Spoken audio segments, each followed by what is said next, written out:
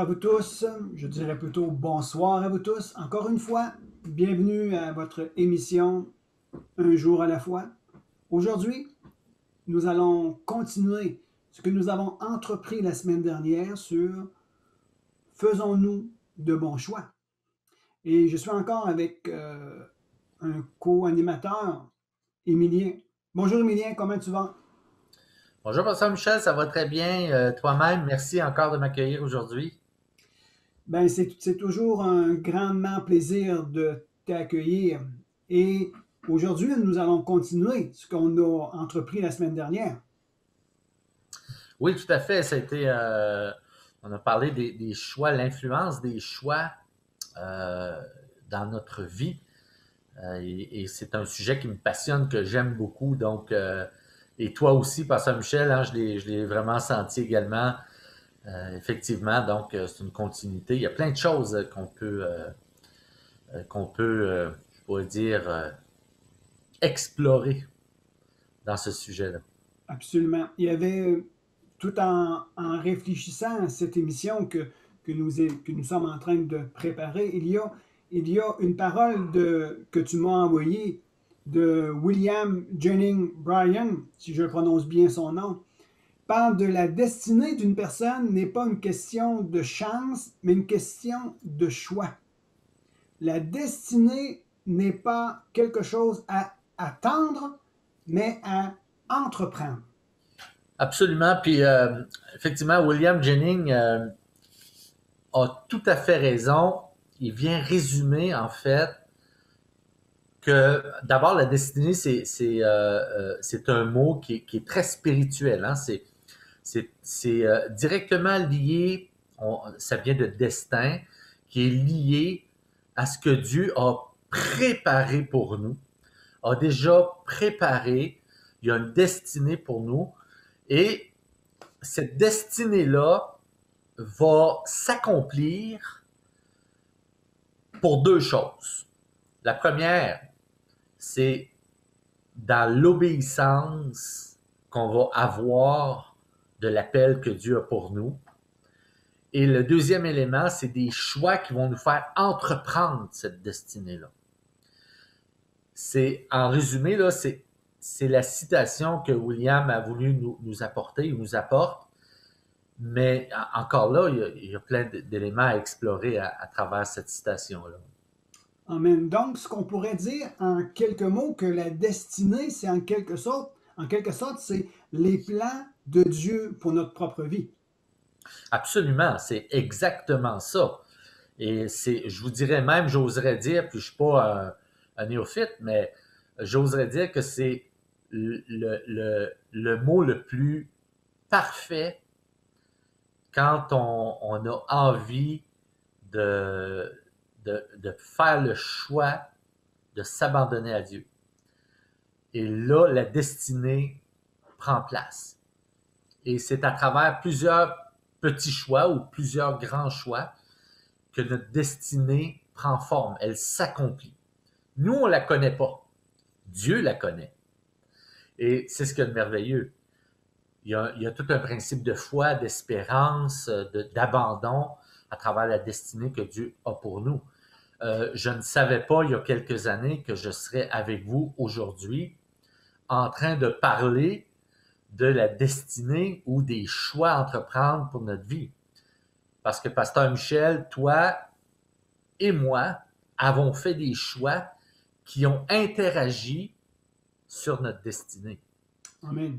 C'est indéniable. Chaque personne qui place Dieu en premier dans leur vie ont une destinée déjà préétablie. D'ailleurs, le psaume, je crois que c'est le psaume 139 qui nous dit avant même, avant même, je connaissais le nombre de jours sur ta vie.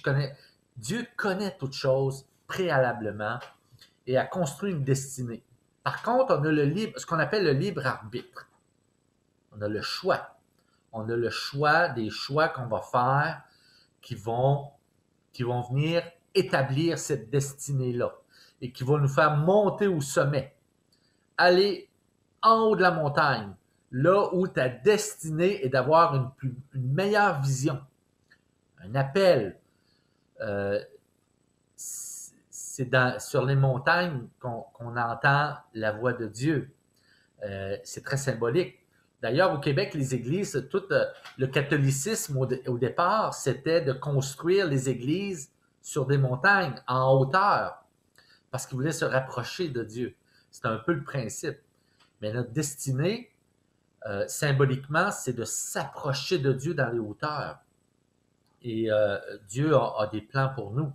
C'est pour ça que monter la montagne, ça demande des efforts. On va avoir des sols pierreux. On va falloir faire des choix. Est-ce qu'on s'arrête? Est-ce qu'on prend une pause? Est-ce qu'on s'arrête pour reprendre? Vous savez, quand les grands explorateurs ou les gens qui font de l'escalade, qui ont monté le mont Everest, par exemple, ils peuvent pas se dire, aujourd'hui, on est le 4 ou le 4 février 2021, je vais monter le mont Everest, puis je me donne jusqu'à 4 heures demain après-midi pour y arriver. C'est pas comme ça que ça fonctionne.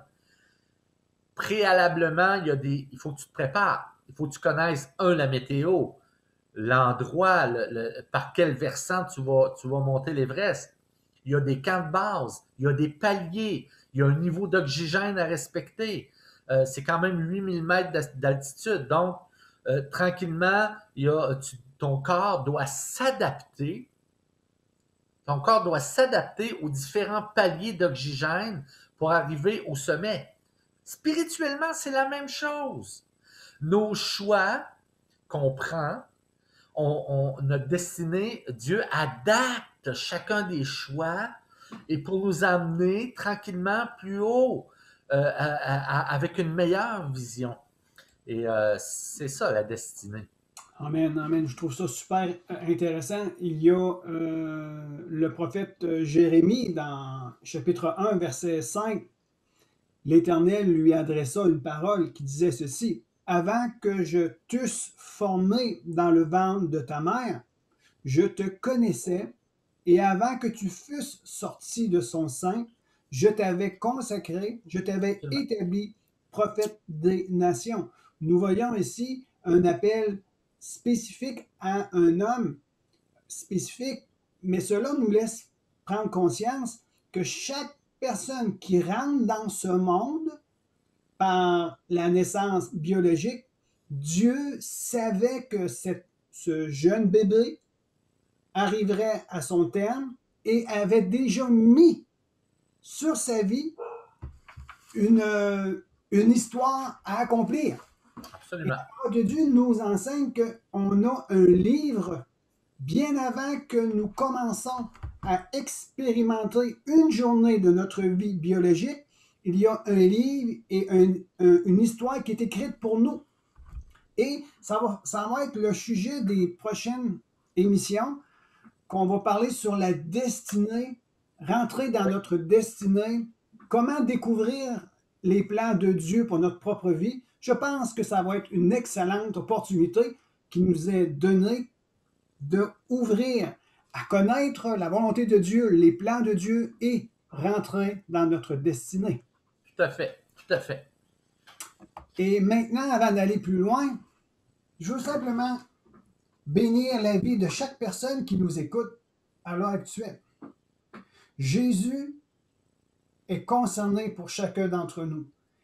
Et la parole de Dieu nous enseigne que Jésus a mis le comble à son amour en allant mourir à la croix. Et nous savons que Dieu est amour. Et l'amour, c'est Dieu. Alors, je veux simplement que vous puissiez réaliser que Dieu est concerné pour toi aujourd'hui. S'il n'a pas épargné son propre Fils, Jésus-Christ, pour que tu puisses avoir la vie et la vie éternelle, te sentir pardonné, être restauré à tout égard, et que tu puisses être en mesure de connaître sa volonté. Et en connaissant sa volonté pour ta propre vie, tu puisses être en mesure de prendre de bons choix éclairés. Amen. Je bénis ta vie, je bénis ta famille, et tout ce que tu entreprends puisse être sous l'inspiration de l'Esprit de Dieu. Et prends courage, Dieu est avec toi, et il tente par mille et une manières de te faire connaître son plan merveilleux. Alors, n'oublie pas, Dieu est amour, Dieu est concerné pour toi, et nous, on va poursuivre avec des caractéristiques de certaines personnes qui prennent des choix. Et je vais laisser la place à Émilien pour qu'il puisse nous diriger vers certaines personnes avec des caractères spécifiques, de ceux qui prennent des choix, comment ils sont dirigés. Alors, je te laisse la place, Émilien. Effectivement, Pasteur Michel, il y a des types de personnalités, puis je vais faire référence à quelques personnages bibliques pour nous aider à saisir qu'eux aussi avaient des personnalités. Puis, à travers ces personnalités-là, il a fallu, tôt ou tard, qu'ils fassent des choix. Et ces trois personnalités-là, elles sont quotidiennement dans nos vies. On côtoie des gens qui ont ce type de personnalité-là. Je tiens à souligner quand même un élément important. Vous savez, on a chacun notre caractère, puis on a chacun notre personnalité. Le caractère, en fait, la personnalité, Dieu nous a donné une personnalité à chacun de nous qui est propre. Par contre, le caractère se développe de par les influences de notre éducation, de par l'environnement. Et c'est pour ça que ce qui est important à travers les personnalités que je vais vous nommer, c'est qu'on recherche le caractère de Jésus-Christ. Jésus-Christ, on sait que c'est une personnalité, c'est un leader. Jésus, c'est quelqu'un qu'on voulait suivre. C'est pas un patron. J'aime beaucoup faire la distinction entre un patron et un leader. D'abord, un patron, c'est quelqu'un qui, oui, il prend des décisions, mais les gens n'ont pas tendance à le suivre. Le patron va pousser sur les gens pour arriver à atteindre les objectifs, alors que le leader, les gens vont le suivre naturellement pour qui il est, pour son message, pour sa vision. Jésus était un leader. Jésus n'était pas un patron. Jésus était un leader. Et ces trois types de personnalités-là, ces trois exemples-là, le premier, c'est le type passif. Le type passif, lui, c'est le genre de personne qui va stagner, qui va s'arrêter, qui va s'asseoir et dire, bof, il va se transposer en personnalité victime. C'est-à-dire que la personne passive a la ferme conviction qu'elle ne peut rien changer dans sa vie. Elle est arrivée à la conclusion à cet enseignement-là. Résigne-toi, puisque de toute façon, tu ne peux rien changer. Est-ce que c'est la bonne attitude à avoir? La réponse est non. Dieu ne veut pas qu'on soit des personnes assises et qui attendent. D'ailleurs, Jésus a envoyé ses 12 en mission et Jésus nous envoie aussi en mission. Mais malheureusement, dans notre société, il arrive souvent que ce type de personnalité-là se manifeste. Mais je vais vous donner un exemple de la parole de Dieu. Et d'ailleurs, Jésus fait référence à cette parabole dans Marc 10, 17 à 22. C'est Jésus se mettant en chemin. Un homme accourut et se jeta à ses genoux devant lui et lui dit, « Bon maître, que dois-je faire pour hériter de la vie éternelle? » Alors Jésus lui dit, « Pourquoi m'appelles-tu bon? Personne n'est bon si ce n'est Dieu seul. Tu connais les commandements? Tu ne commettras pas d'adultère, tu ne commettras pas de meurtre, tu ne voleras pas, tu ne porteras pas de faux témoignages, tu feras de tort à personne, et honore ton père et ta mère. » Il répondit, « Maître, j'ai respecté, écoutez bien là la suite, j'ai respecté tous les commandements. » L'ayant regardé, Jésus l'aima et lui dit, « Il te manque une chose. » Et c'est là que ça devient, la personnalité passive va avoir tendance à réagir comme ça. « Il te manque une chose. Va vendre tout ce que tu as Puis viens, charge-toi de ta croix et suis-moi. Qu'est-ce qui est arrivé? L'homme, il s'est assis et il dit, oh, attends une minute, non, là, tu m'en demandes trop. Pourquoi? Parce qu'il y avait de grands biens. Le choix qu'il a fait de refuser, il a refusé de suivre Jésus, d'aller vendre ses biens. Il aimait Jésus, il écoutait ses enseignements, mais la parabole nous dit que non, il y avait de grands biens, il est parti, il était triste. En québécois, il s'est assis sur ses lauriers, Pasteur Michel. Il ne voulait pas, c'était trop pour lui de vendre ses richesses. Donc ça, c'est une personnalité dite passive. Je vais vous donner un autre exemple. On a tous pris un jour ou l'autre un escalier roulant. Qu'est-ce qu'on fait si l'escalier arrête subitement? Bien, la personnalité passive, symboliquement ou de façon illustrative, la personne passive va s'arrêter là, puis elle va attendre 5, 10, 15, une demi-heure, 1 heure avant que l'escalier reprenne pour pouvoir monter ou descendre l'étage. Alors ça, c'est une personnalité passive. Tout ça qui m'amène à dire, on n'a peut-être pas le choix, on n'a peut-être pas choisi ce changement, mais on peut choisir ce qu'on va faire avec. Et c'est là la pertinence que doit atteindre la personne passive. C'est-à-dire, oui, il arrive ceci, cela dans ma vie, mais je dois prendre des choix et je dois être proactif, qu'on va voir tout à l'heure, pour arriver, il faut que je réagisse, pour que je change mon état d'esprit pour arriver au changement que je veux. Donc, tu ne peux pas rester et attendre le réparateur de l'escalier.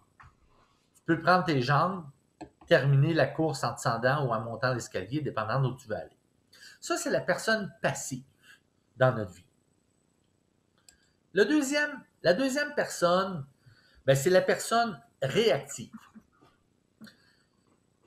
En bon québécois, là, les gens vont dire « Ah, il est donc bien réactif ».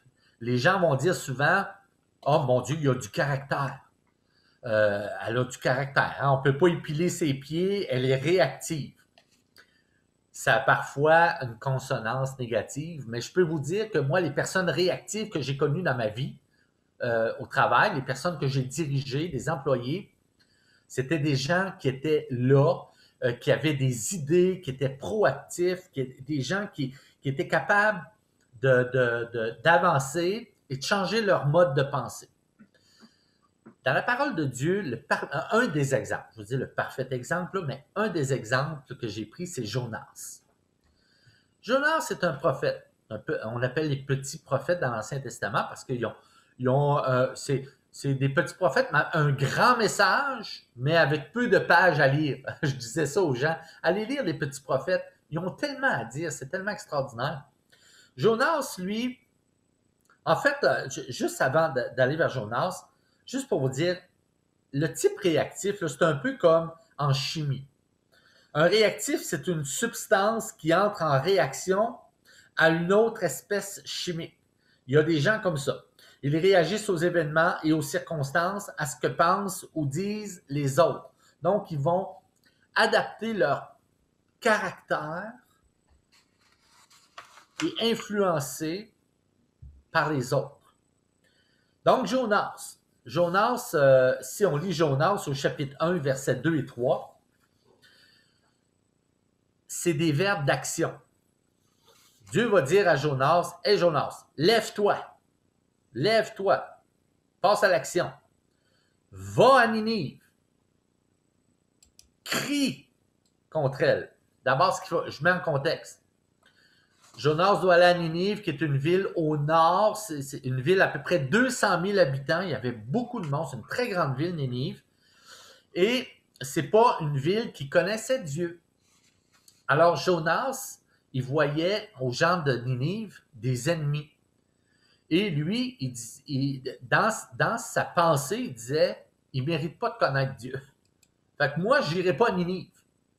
Je vais me sauver. Je n'écouterai pas Dieu, je vais me sauver. Alors, le verset 3 dit, Jonas se leva, donc il a fait l'action, hein, il est quand même réactif, il se lève, mais il s'enfuit à Tarsis. Tarsis qui est, géographiquement parlant, là, l'Espagne d'aujourd'hui. C'était la région de l'Espagne, le sud de l'Espagne, un peu le sud de la France, c'était cette région-là, Tarsis. Il traversait complètement la Méditerranée pour fuir loin de la face de l'Éternel. Moi-même, Pasteur Michel, je me suis posé la question, comment un prophète peut-il croire vouloir se sauver de la face de l'Éternel? Alors qu'on sait que Dieu est présent partout. Alors lui, dans sa tête, je vais fuir. Pourquoi? Parce qu'il a peut-être peur. Peut-être qu'il est indigne, peut-être qu'il veut pas, peut-être qu'il croit que le peuple de Ninive ne mérite pas d'entendre parler de Dieu, ne mérite pas Dieu de par ce qu'ils sont. Plusieurs hypothèses, mais il y en a une je pense que c'est pas mal l'ensemble de l'œuvre qui prédomine à ce moment-là. Donc, Jonas devient réactif. Au lieu de partir à Ninive, il boude. Il se croise les doigts, les mains, les bras, puis il dit « Non, moi je ne vais pas à Ninive, je me sauve. » On connaît la suite de l'histoire, Pasteur Michel. Il prend un bateau, il tire à la courte paille. Finalement, c'est lui qui perd. On l'envoie par-dessus bord. Il y a une tempête. Il y a un gros poisson qui l'avale. Et veut pas, ce que j'ai dit à la dernière émission, c'est que Dieu va toujours vous ramener là où vous devez faire les bons choix. Qu'est-ce qui est arrivé à Jonas? Le gros poisson l'a ramené sur la berge, exactement là où il devait partir pour Ninive. La suite des choses, il part à Ninive, convertit le peuple, etc. Allez lire Jonas, c'est une belle histoire. Mais Jonas est réactif, il devient réactif. Mais la question, c'est comment se sort-on de ces deux types d'approches, hein? Le type réactif et le type passif. D'abord, il faut que je vous parle de notre maturité émotionnelle. On a toutes des émotions, ce qui est normal. Dieu nous a créés avec des émotions. On peut avoir de la colère, on peut avoir de la tristesse, on peut avoir de la peur, on peut avoir de l'anxiété, on peut vivre des choses. Donc, notre réel pouvoir dans la capacité, la volonté, le comportement d'être totalement responsable et redevable de notre attitude autant que ce que nous disons et faisons. Et je veux que vous reteniez la prochaine phrase. Elle est extrêmement importante. Devenir émotionnellement mature, c'est devenir conscient des choix que nous faisons et de l'impact de ces choix. Mon père me disait toujours, assume tes décisions. Tu prends une décision, assume-la. Qu'est-ce que ça veut dire, assumer une décision, Pasteur Michel? C'est de reconnaître les conséquences qui viennent avec le choix. Amen. Je trouve ça super intéressant et j'aimerais que l'on puisse tourner en entour de cette réflexion que tu viens de nous dire, de avoir une maturité dans nos émotions, et comme le conseil de ton père est de assumer la prise de nos décisions. Nous allons aller dans une pause musicale et on vous revient pour faire la conclusion de cette émission. Et, Pasteur Émilien, nous allons être obligés de faire une troisième émission sur ce sujet-là. Mais je pense que c'est apprécié, du moins pour ma part à moi, et tu expliques très bien les choses, c'est détaillé et c'est intéressant. Donc, nous allons refaire une troisième émission. J'annonce en exclusivité à nos auditeurs et auditrices de l'émission Un jour à la fois que nous allons faire une troisième émission et je pense, je ne sais pas, qu'on va être obligé de faire une conclusion avec une quatrième émission. On vous revient après la pause musicale et faire la conclusion de cette deuxième émission basée sur la réflexion que Pasteur Emilien nous a donnée dans la maturité émotionnelle. On vous revient après cette courte pause musicale.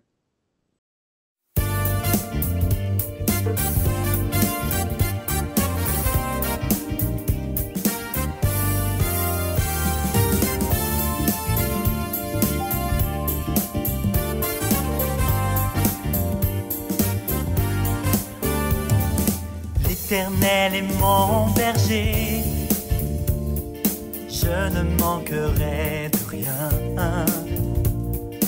Il me fait reposer dans de verts pâturages, il me dirige près des eaux paisibles, il restaure mon âme, il restaure mon âme. Je me réfugie dans tes bras, cet endroit où je me sens bien. Je pose ma tête contre toi, une immense paix m'envahit. Tu es mon bonheur, mon Jésus, mon sauveur. L'Éternel est mon refuge, mon Dieu en qui je me confie. Sa fidélité est un bouclier, sa fidélité est une cuirasse. Je ne craindrai rien, je ne craindrai rien. Je me réfugie dans tes bras, cet endroit où je me sens bien. Je pose ma tête contre toi, une immense paix m'envahit. Tu es mon bonheur, mon Dieu, mon sauveur. Je me réfugie dans tes bras, cet endroit où je me sens bien. Je pose ma tête contre toi, une immense paix m'envahit. Tu es mon bonheur, mon Jésus, mon sauveur.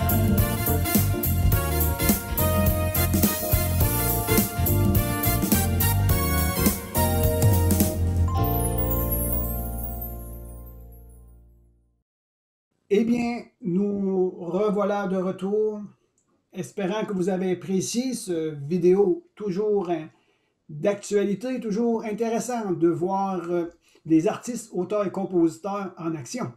Alors, on revient avec toi, Pasteur Emilien, et la conclusion de cette émission avec la réflexion que tu nous as laissée il y a quelques instants. Tout à fait, Pasteur Michel. En fait, on a vu, à la prochaine émission, on va voir le troisième type, et je vais vous réserver la surprise pour la troisième émission.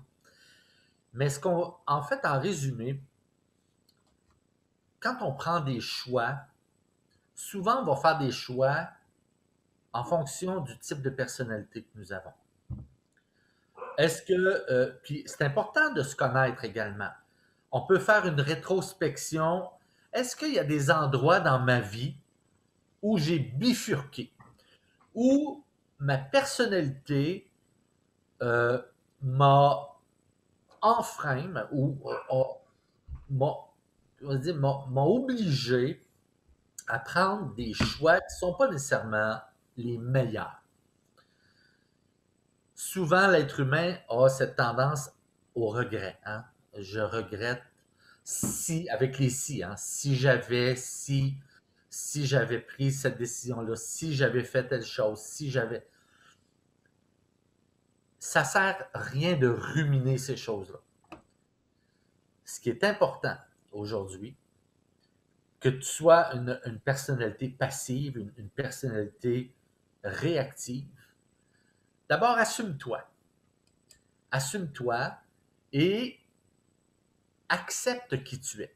C'est pour ça que Jésus a dit, tu aimeras ton prochain comme toi-même. Alors, il faut d'abord que tu apprennes à t'aimer toi-même. Et on va en parler beaucoup avec le troisième type de personnalité la semaine prochaine. Il faut que tu apprennes à t'aimer. Et ça, c'est une des clés du succès. Mais pour apprendre à s'aimer, il faut se baser sur la meilleure personne qui va nous enseigner cet amour-là, c'est Jésus-Christ.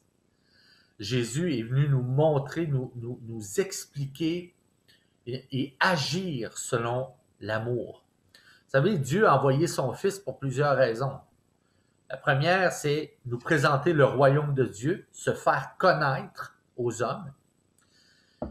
Et une des raisons, plusieurs raisons, mais une autre de ces raisons, c'est je vais m'abaisser, je vais descendre au niveau des hommes, je vais envoyer mon Fils pour qu'il puisse comprendre les émotions, vivre les émotions, côtoyer l'homme sur la terre, sans tâche, sans péché, vaincre le péché en sacrifice ultime et dire, voici, je vous aime tellement là que je suis prêt à toutes vous prendre sous mon aile avec moi et faire de vous un participant au royaume de Dieu en devenant ses enfants. Et ça, là, que tu sois passif, proactif, réactif, Dieu te veut comme un de ses enfants.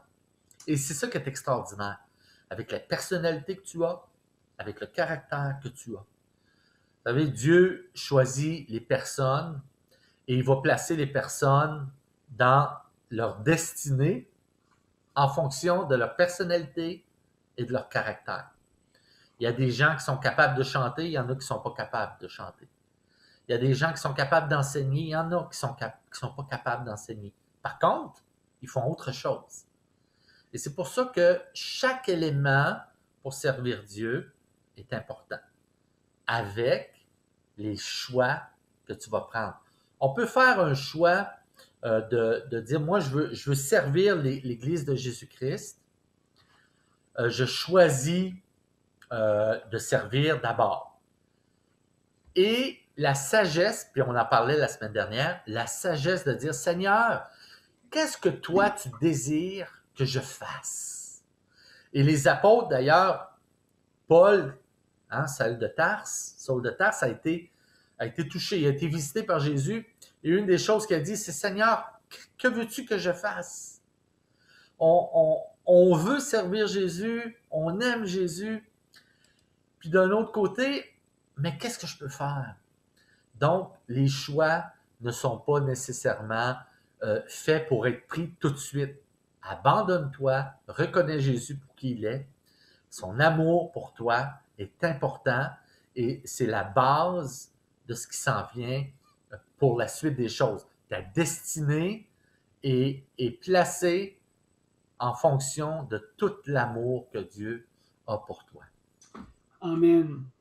Très belle conclusion. J'aime cette dernière phrase qui dit « Tout l'amour que Dieu a pour toi ». Oui. Je veux vous encourager fortement, vous tous qui nous regardez en ce moment. Il y a un livre qu'on appelle la Bible ou la parole de Dieu. Et c'est un livre qui peut être plus petit que cela, la grosseur importe peu, mais lorsque vous prenez dans votre main ce qu'on appelle la Bible, la parole de Dieu, vous saisissez tout ce que Jésus veut de vous. Jésus veut que vous soyez heureux, remplis de paix, remplis de joie. Il veut vous guérir, il veut vous restaurer. Il veut vous amener dans un plein potentiel. Il désire le meilleur pour chacun d'entre nous.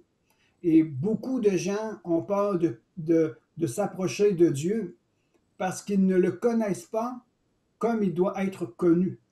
Mais à travers la Bible, il nous explique comment Dieu est. Dieu, c'est comme un tendre père. C'est une mère affectueuse. Il désire grandement ton bien. Apprenez à lire ce livre merveilleux et vous allez vous découvrir qui vous êtes en lui. Ouais. Je vous invite pour la semaine prochaine à nous suivre Et n'hésitez pas à faire vos commentaires, à prendre un entretien avec nous. Nous sommes disponibles, nous sommes là. Nous voulons être là pour toi. Sur ce, Pasteur Emilien, je te remercie encore une fois de ta générosité, de ta tendresse et de ton amour que tu as pour ton Dieu et aussi pour les uns les autres. Nous, on se donne rendez-vous la semaine prochaine. N'oubliez pas, la semaine prochaine, nous sommes encore avec vous. À bientôt. Que Dieu vous bénisse abondamment.